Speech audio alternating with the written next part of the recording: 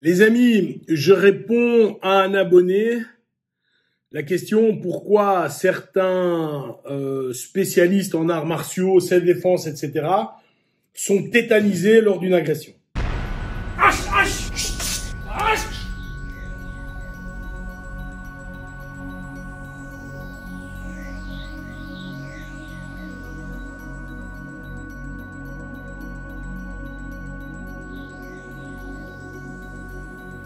Tout d'abord, le phénomène de tétanie, c'est quoi?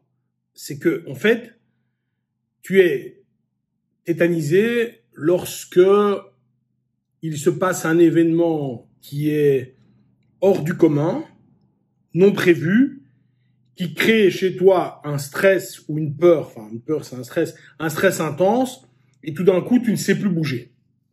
Voilà, tu sais plus bouger. Ça peut arriver à n'importe qui.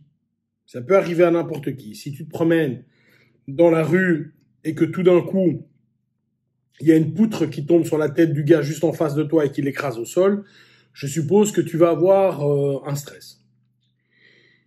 Maintenant, certaines personnes réagissent mieux et d'autres beaucoup moins bien. Certains vont directement réagir lorsqu'il y a un stress et vont être dans l'action. Et d'autres, au contraire, lorsqu'il y a un stress, vont ou détourner le regard, ou aller vers le bas, ou être empêché de bouger. Moi, je me rappelle d'un ami qui ne faisait pas d'arts martiaux, qui m'expliquait, j'ai eu une altercation dans la rue avec quelqu'un, il a voulu me frapper, et en réalité, j'étais simplement paralysé.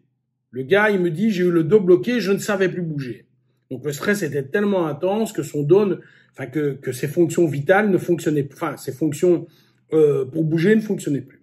Alors, évidemment, tu vas retrouver ça chez n'importe qui. Mais certaines personnes, naturellement, ne l'ont pas. Comment tu sais que tu l'as ou que tu l'as pas? C'est très simple. Est-ce que dans ta vie, tu as déjà vécu ce type de mouvement ou d'événement de stress qui a nécessité que directement tu sois dans l'action? Est-ce que tu y étais ou pas? Ben, tu as la réponse toi-même. Tu as de la chance si tu es dedans, tu as moins de chance si tu ne l'es pas. Point. C'est pas très grave.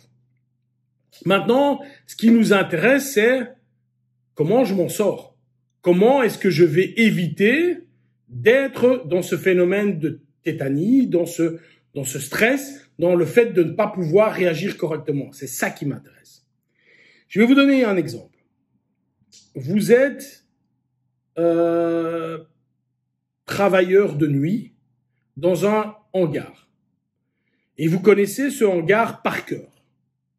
Si à un moment, à 3 heures du matin, vous entendez du bruit dans tel ou tel coin, ok, c'est business as usual, il y a quelque chose qui est tombé, il y a un chat qui est passé, tu vas voir, t'as pas peur.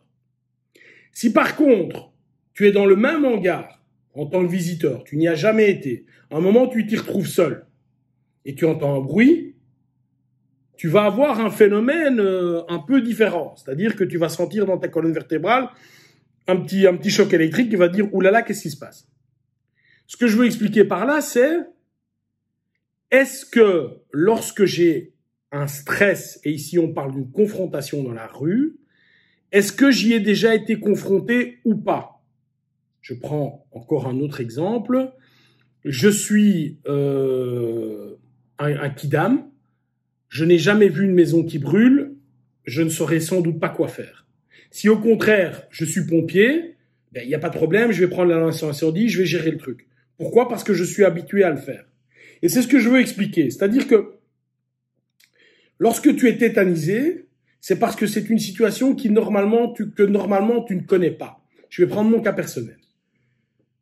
J'ai déjà eu des confrontations dans ma vie, évidemment, verbales, physiques, vraiment physiques, où on a cartonné. Et je dois avouer que chaque fois que j'ai une confrontation verbale, je ne me sens pas à l'aise. Encore maintenant. Je ne me sens pas à l'aise. Dès que cette confrontation verbale passe le cap, c'est-à-dire que le gars s'est rapproché trop, il a voulu essayer un coup ou quoi, et que je suis en garde, et que je suis prêt à me battre, curieusement, il n'y a plus de stress, je suis tout à fait relax. Tout à fait relax. Pourquoi? Et parce que dans ma vie personnelle, me battre, c'est quelque chose que je fais, ou que j'ai fait en tout cas, 3 ou 4 fois par semaine.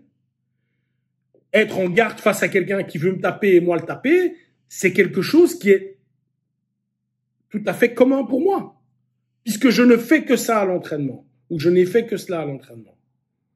Par contre, me faire insulter, ou personnellement, j'insulte pas les gens, mais me faire insulter ou me faire molester verbalement avec quelqu'un qui essaie de mettre son influence sur moi, c'est quelque chose auquel je ne suis jamais confronté.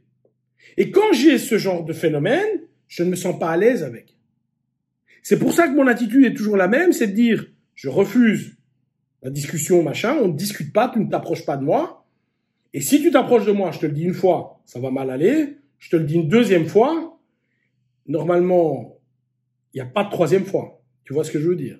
Et donc la troisième fois, soit il y aura une lumière blanche avec des gens qui vont te dire ça va aller bien, monsieur, vous inquiétez pas. Et là, t'as pas de chance, soit t'as un peu plus de chance et je me mets en garde pour te frapper. Et là, ça veut dire c'est le dernier rempart pour toi à ne pas franchir parce que voilà. Mais alors tu rentres dans mon jardin. J'ai un abonné qui a répondu à l'abonné qui a discuté. Il lui a dit frappe-le, tu verras après t'auras plus de stress. Mais en réalité, ce qu'il voulait dire, c'est si tu vas dans le combat, tu vas dans quelque chose que tu connais. Il voulait dire presque la même chose que moi. Il l'a dit différemment. Moi, ce que je veux te dire, c'est à l'entraînement, travaille des situations comme celle-là également. Travaille de la provocation verbale. Apprends à te faire insulter de tous les noms. C'est pas gay, mais c'est un bon apprentissage. Au niveau du toucher, fais-toi bousculer et apprends à réagir. Bref, mets-toi dans la situation pré-combat. Et lorsque le combat va être là, tu n'auras plus de problème et tu ne seras plus tétanisé. Tu comprends? Donc en gros, tu n'as de stress que dans une situation qui est inconnue. Et encore, certaines personnes, je le répète, même dans une situation inconnue, vont savoir gérer. D'autres moins. C'est pas très grave. Le gars, il est peut-être plus à l'aise là-dedans, c'est pas grave. Toi, tu vas transformer une situation qui n'est pas usuelle dans une situation qui est usuelle. C'est-à-dire, tu refuses la confrontation verbale, et si la confrontation devient physique, là, normalement, il vient dans ton jardin. Et s'il est dans ton jardin, ben là, tu dois savoir travailler. Encore une fois, l'entraînement est la clé. Bye bye, les gars.